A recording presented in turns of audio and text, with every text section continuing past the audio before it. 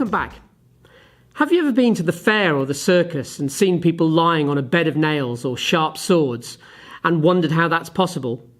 Well, my plan for today is to show you how the bed of nails works.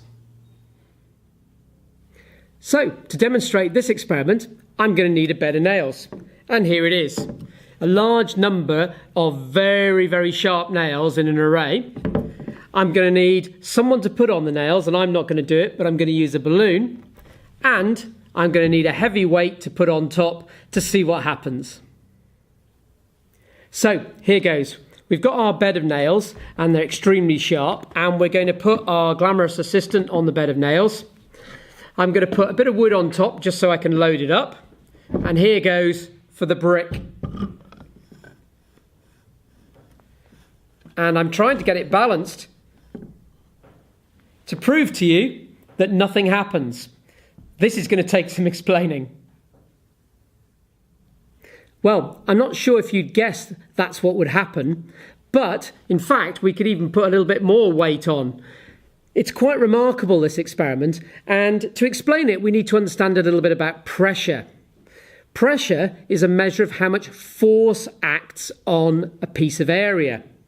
And we've got quite a large force here, the weight of the brick, or in the case of the fairground, it'll be the weight of the person lying on the nails. But the crucial bit is the pressure, the bit that does the damage, is how concentrated is the force on each bit of area. Now, what they're actually doing is they're taking their weight, their force, and spreading it over lots and lots of sharp nails. So it's counterintuitive. Instead of the whole of their body weight being on a nail, a tiny part of their body weight is on each nail, and their whole body weight is spread out over all of them. So the pressure on their skin from each nail is actually really rather low, because it's only a tiny fraction of their body weight acting on each nail.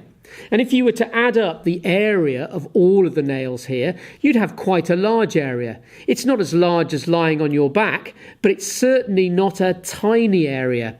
So the force isn't concentrated, the pressure therefore is low, and it doesn't do you any harm. So, knowing that pressure is the bit that hurts you or damages you, and it's force upon area or force over area mathematically, how do we hurt the person on the bed of nails? Well, there's a number of things you can ask them to do. One of them is to stand up and just be on their feet and massively reduce the area. Or you can ask them to jump up and down, and that's slightly different. You're applying forces there to accelerate them.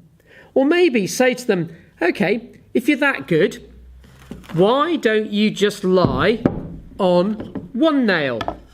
So let's change our apparatus and do the whole thing with just a single nail. So there's our single nail. Here's our balloon. Here's our bit of wood on top. And we'll just gently put the brick on. So you can see the pressure was much, much higher there, and it burst the balloon. So I hope you enjoyed that experiment, and I look forward to seeing you again next time.